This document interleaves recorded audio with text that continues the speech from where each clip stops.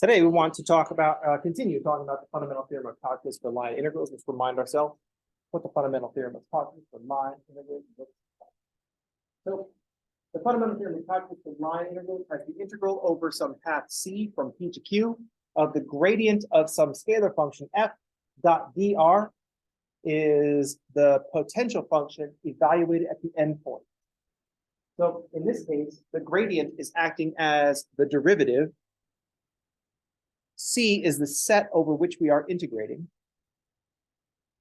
So gradient of f is the derivative.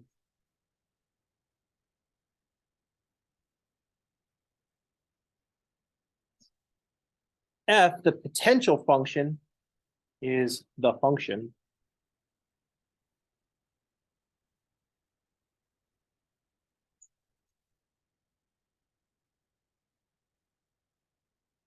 C is the set over which we are integrating.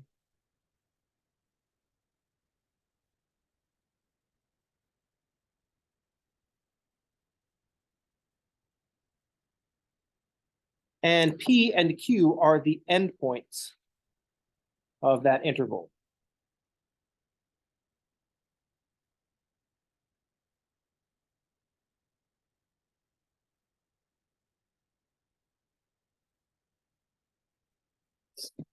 So this is the vector calculus form of our generic fundamental theorem of calculus. Our generic fundamental theorem of calculus is the integral from a to b of f prime of x dx is f at b minus f at a. So f prime is the derivative, f is the function. The interval is the interval from a to b, a and b are the endpoints. So the fundamental theorem of calculus for line integrals looks just like a vector calculus version of our fundamental theorem of calculus from way back in the day, the halcyon days of Calc 1, when we only have one variable to worry about. So what's going on here is that we're integrating a derivative by evaluating a function at the endpoints. That's our fundamental, that's the fundamental theorem of calculus today. Integrate a derivative by evaluating it over a set, by evaluating the function at the boundary of the set. The gradient is a vector field. F is a potential function for the gradient field, gradient of f. So as far as the function goes, f is the potential function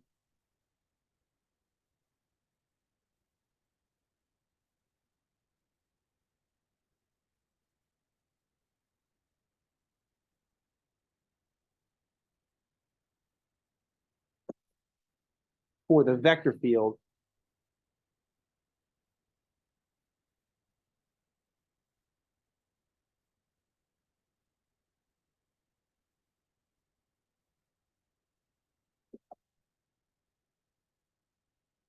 gradient of f, recall, is a vector field.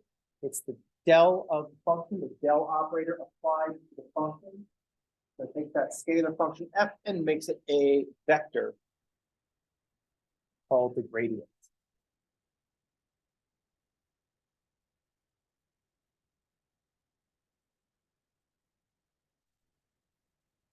What we want to notice here is that C is any path from P to Q. This is because gradient fields are path independent or conservative.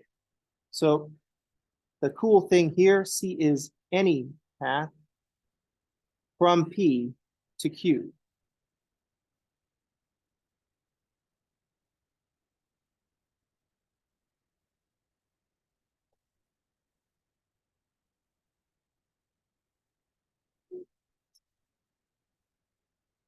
So C is any path from P to Q.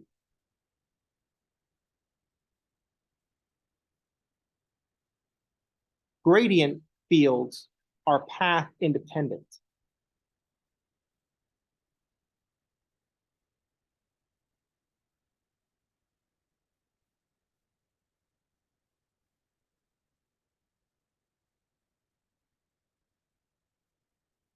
So notice that path independent is a descriptor that we apply to the vector field part. Gradient fields are vector fields that are path independent Another word for this is conservative. A gradient field is conservative.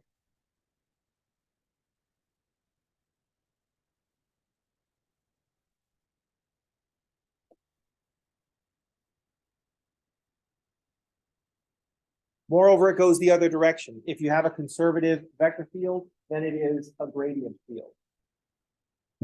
So it goes the other way as well.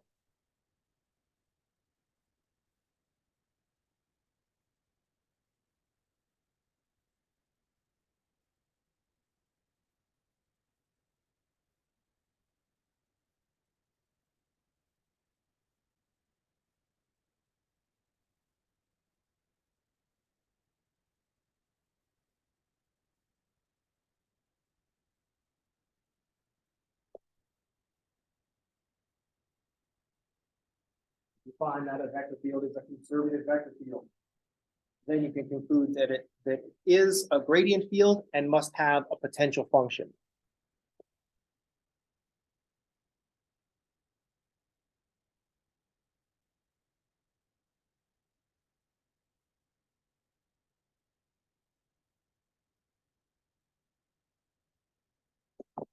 Gradient fields will have potential functions.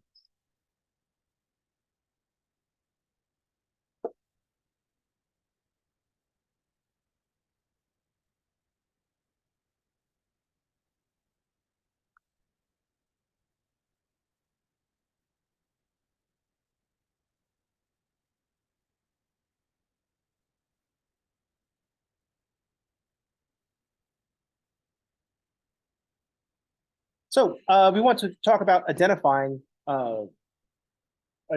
gradient fields or conservative vector fields. So the way we did this last week is we looked at our vector field, our gradient, and figured out what the potential function was. So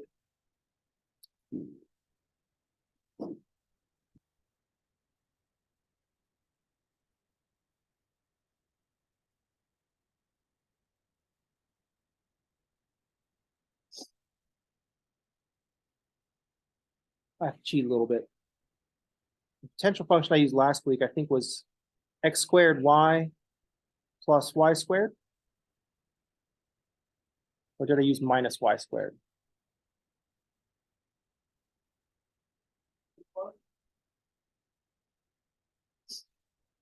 It was one of those two.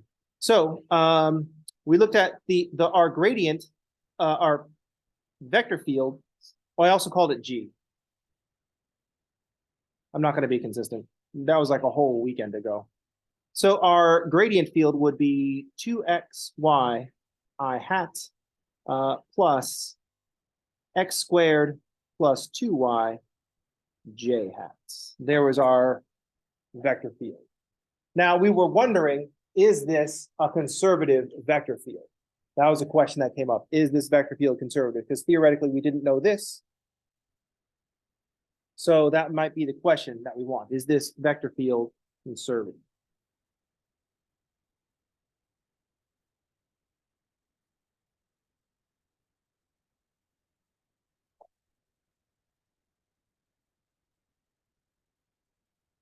This would be an important question to answer, because if this is a conservative vector field, then we just have to find the potential function and evaluate the endpoints of our path. And if our curve is closed, then we know that the line integral is just going to be 0. So this is going to be useful to know. So one way, well, the way we did this before was to actually find attempt to find a potential function.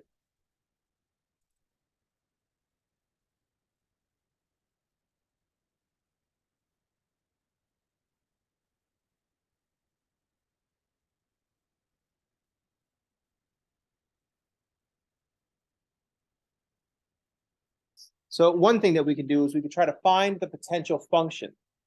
So we're given that fx of xy is equal to 2xy, and fy of xy is x squared plus 2y.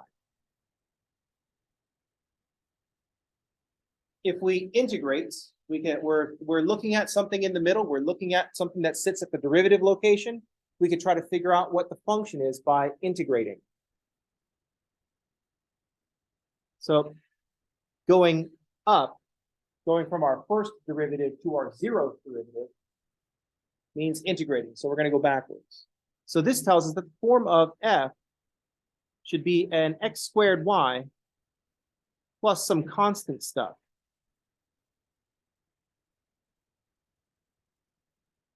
Now this constant stuff is constant stuff with respect to x.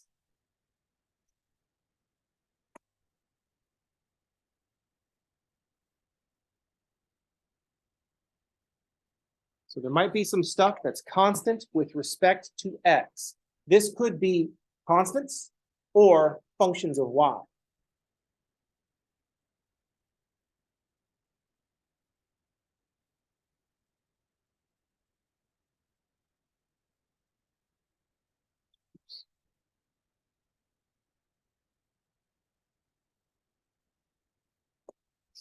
Because when we take the partial derivative with respect to x of a function of y, we treat that as constant.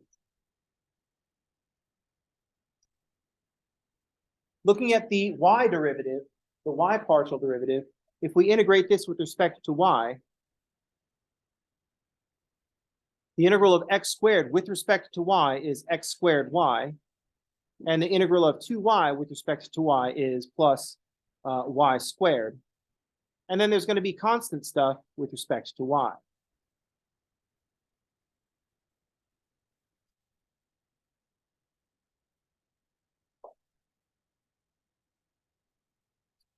So this means we could actually have constants or functions of just x.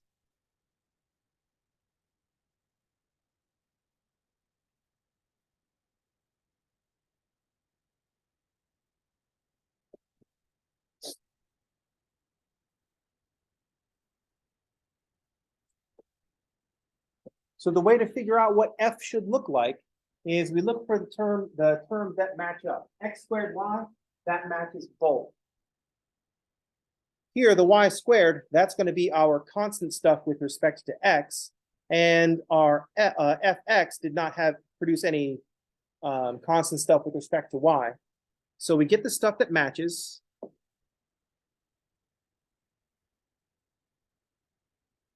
So we get this x squared y, that must be a term of our potential function. This y squared, which we got from our partial with respect to y, is constant with respect to x, which is why it did not appear in our partial with respect to x. And then we'll have some constant of integration. So none of them, both of them are derivatives, so we'll have some constant that gets wiped out by a derivative process, by both derivative processes.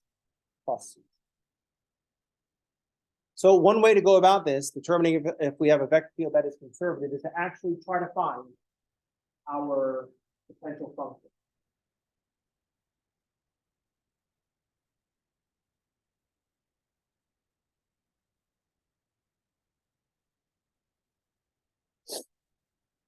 The other example that we had, we integrated two different paths from 0, 0 to 1, 1, and we got different values.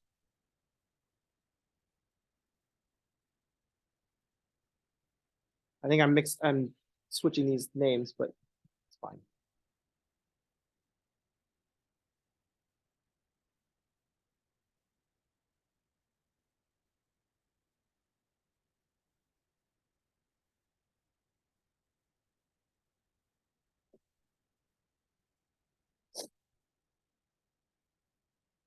So in this case, if we try to find a potential function, we know that this vector field is not conservative. So if we're not going to be able to find a potential function, but let's see what that looks like if we happen to be trying to find a potential function. So our gx would be 3x minus y. And so that says our g should look like 3/2 x squared minus xy plus some constant stuff.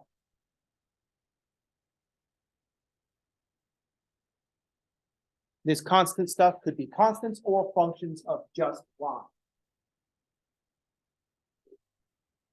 Our gy, if that's supposed to be just x, that tells us that g has to have the form xy plus some constant stuff.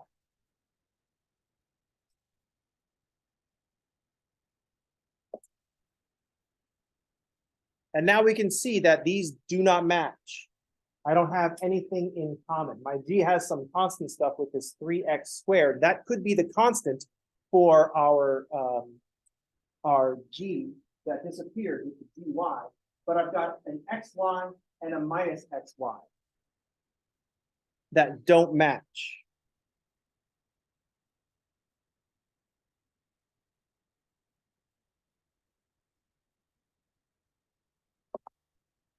One of them produced an xy, the other one produced a minus xy.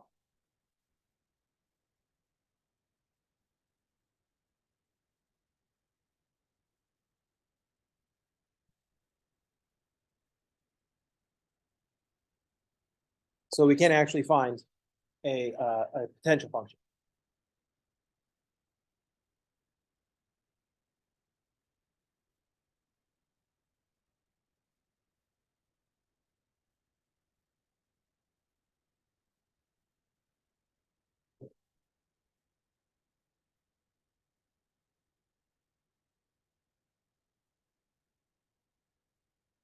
So our vector field G is not conservative.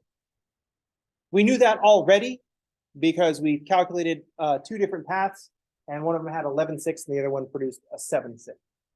Two different paths, the same between the same endpoints, produce different values.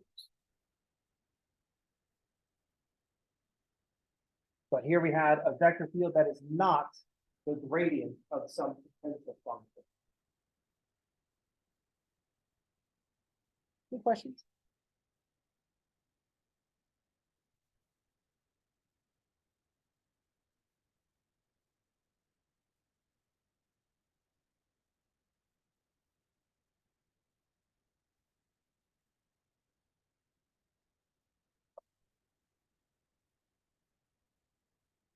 So in the category of determining if a vector field is conservative or not, another way we can go is to look at the second derivatives. Remember, we're looking at the gradient is sitting there at the first derivative level. We integrate it up to look at to try to find a function, or we can differentiate down and look at the mixed second partial derivatives. So check the mixed second partials.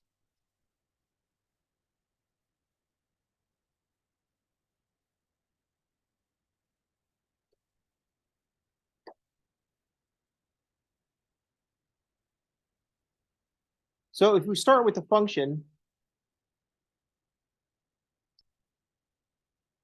x squared y plus y squared,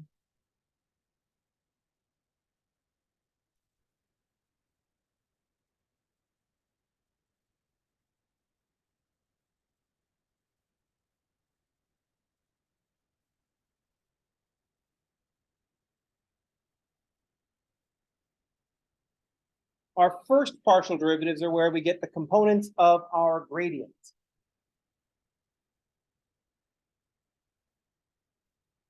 Instead of checking if we can integrate each of these back up to a function f, we can look at the mixed second partials, because if we have a continuous function, the mixed second partials should be equal. fxy should equal fyx. So rather than looking at all four partial derivatives, look at fxy.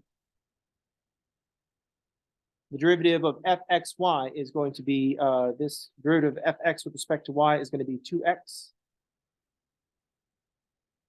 And the partial of y, of f with respect to y, and then with respect to x, is going to be 2x plus 0. So since the mixed second partial derivatives are equal,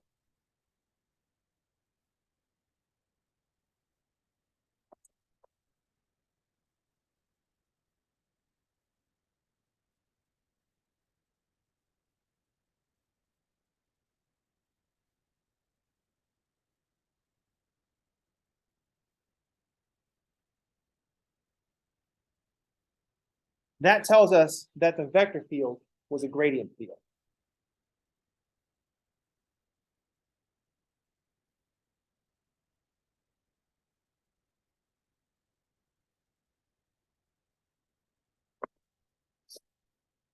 So that tells us that there is some potential function. Remember, we're pretending that we didn't know that this all came from this potential function.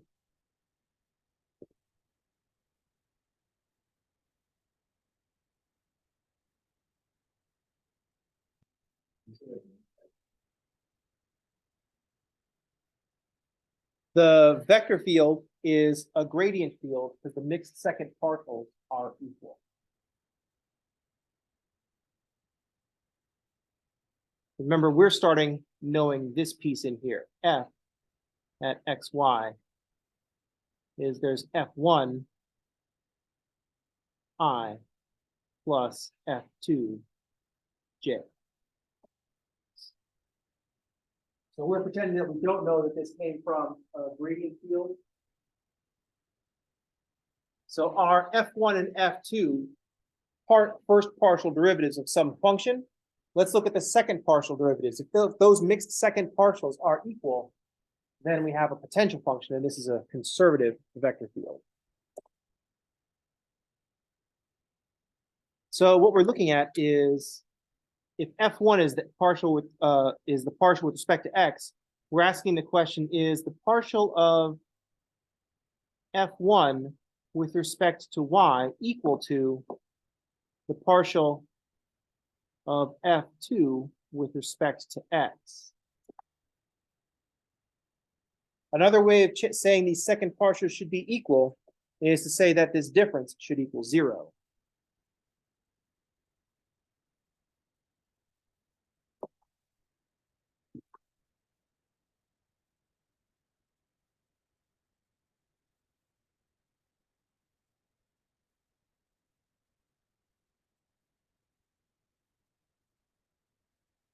This expression here, partial of F1 with respect to y minus partial of F2 with respect to x, this is your scalar curl of the vector field F.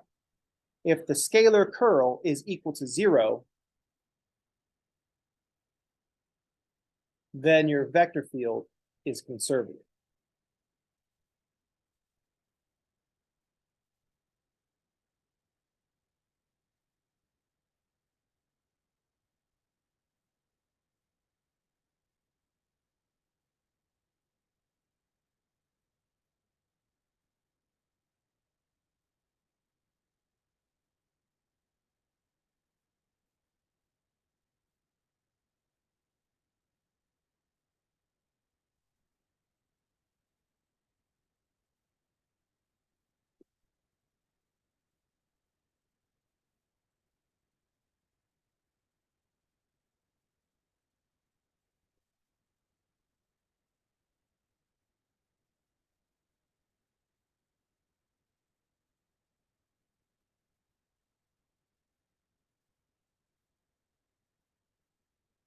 So the scalar curl is this combination of mixed partial derivatives. Mixed second partial derivative.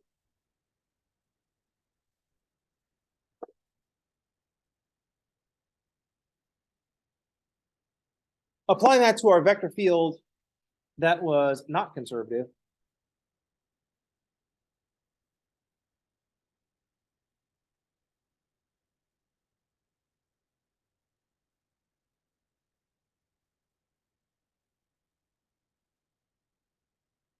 so if we think of this, if we write this as G1 and this as G2, if I look at the partial of G1 with respect to y,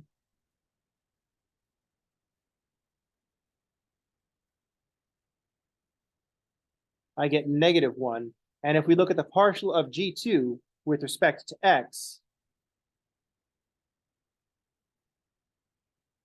we get +1. The mixed second partials are not equal.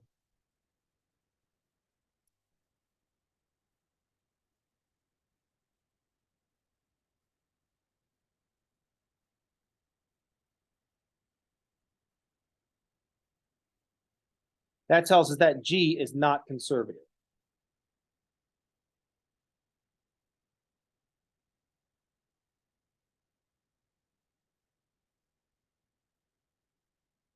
The mixed second partials are not equal, so there is no potential function. We could also phrase this in terms of the vector field by saying the scalar curl is not equal to 0. So there, the G is not conservative.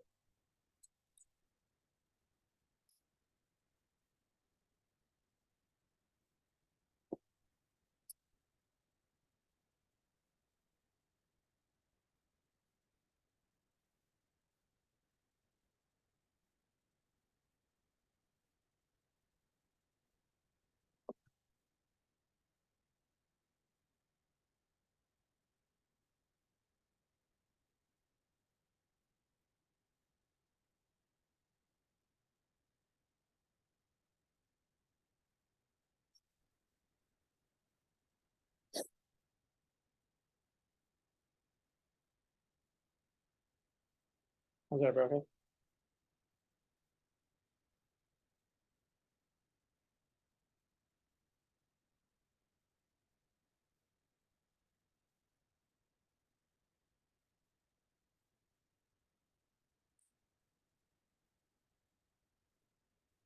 We want to come at this kind of thinking from the big picture and understanding what's going on, rather than think about what we would do in a practical situation.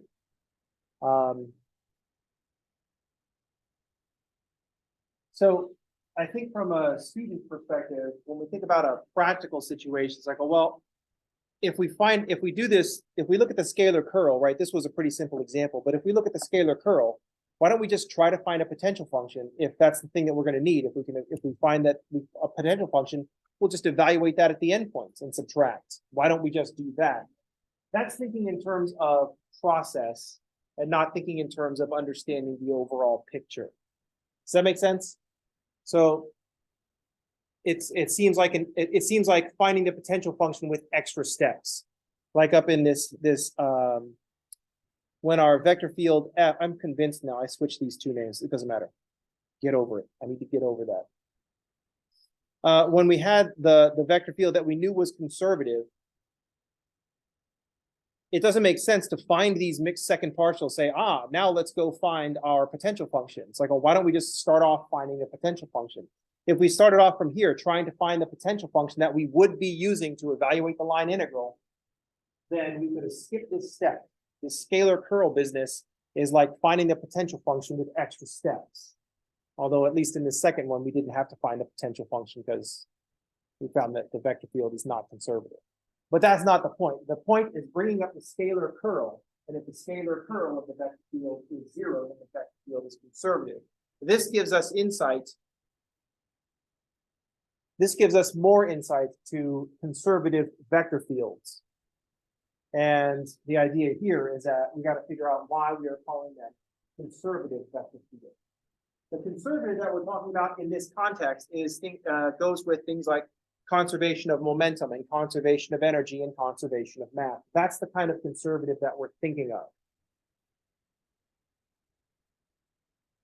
So that's the conservation that we're talking about. And this is going to help us give us insights to looking at things like scalar curl and what that could be telling us about vector fields. Any questions?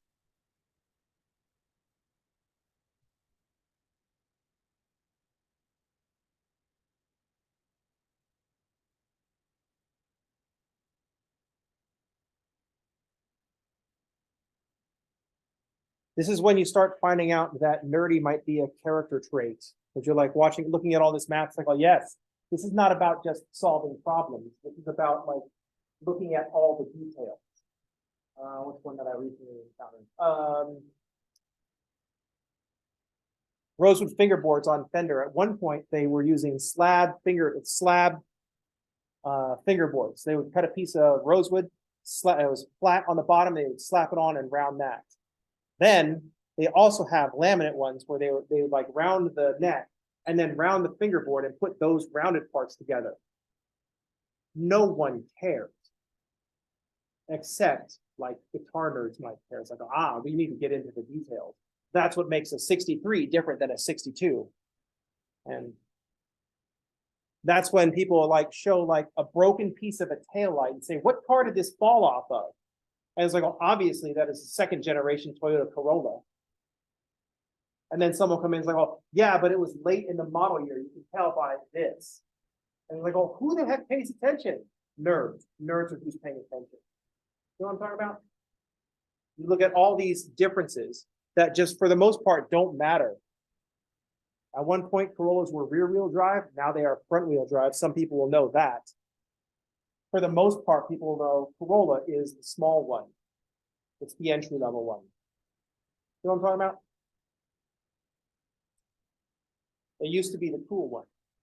Then it became the boring one. Then they all became the boring one. Does anybody know what a Toyota Cressida is? No one knows what a Toyota Cressida was because you look at a Cressida and a Camry, and if you don't care about cars, they are the same car. One of them just cost more. And you're like, oh, WTF, Toyota, why is this one more?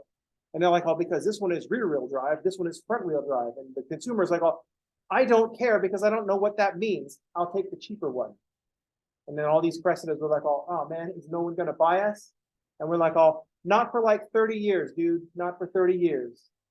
Then you're going to be super valuable as long as you're kept stock. And then it's like, oh, but I won't be kept stock. And you're like, oh, sucks for you, man. Sucks for you. Welcome to junkyard. You know what I'm talking about?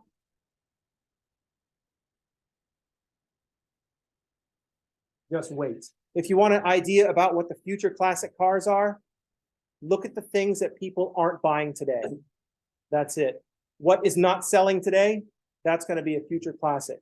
Because the same enthusiasts that are like, oh, make us an enthusiast focused car. Manufacturer, come along, here you go. And everybody's like, oh, meh, it's too expensive. And there's not enough power. It's not enough, not fun enough. And then just wait 20 years. And they're like, oh man, I wish they would make this car again. And meanwhile, they're like, oh, son of a bitch, we made you that car and you didn't buy it. So it's RAV4s for everybody. And zip it. Zip it. You know what I'm talking about? Not dissing a RAV4. I mean, if you need a car, just get a RAV4. If you're like, oh, ew, I'm not buying a Toyota. I go, oh, you're right. Be classy. Buy a Honda CRV. I go, yes, that's much better. I mean, it's this car.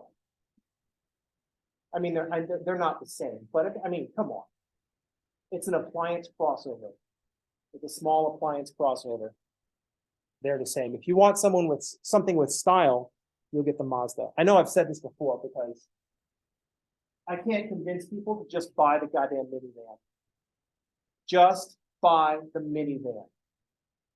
You're like, oh, but minivans aren't cool. So I'm going to buy a Honda Pilot. Excuse me? Honda Pilots aren't cool. Minivan. Just get the minivan. But anyway, Americans don't buy minivans because Americans.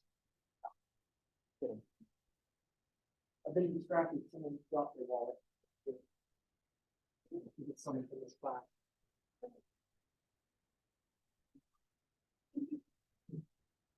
Actually, I should tell you so the person doesn't feel like they're ripped off. It's only like $11. Sounds like some change in there too.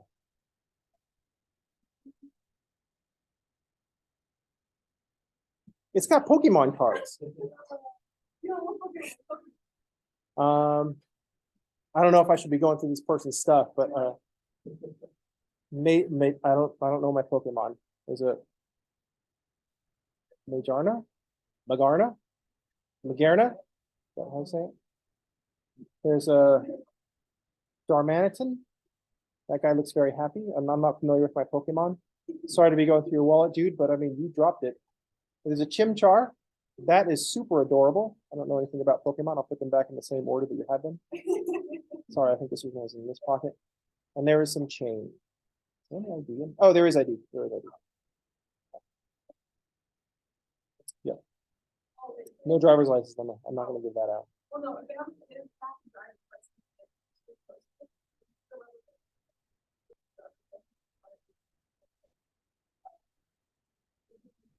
A mailbox?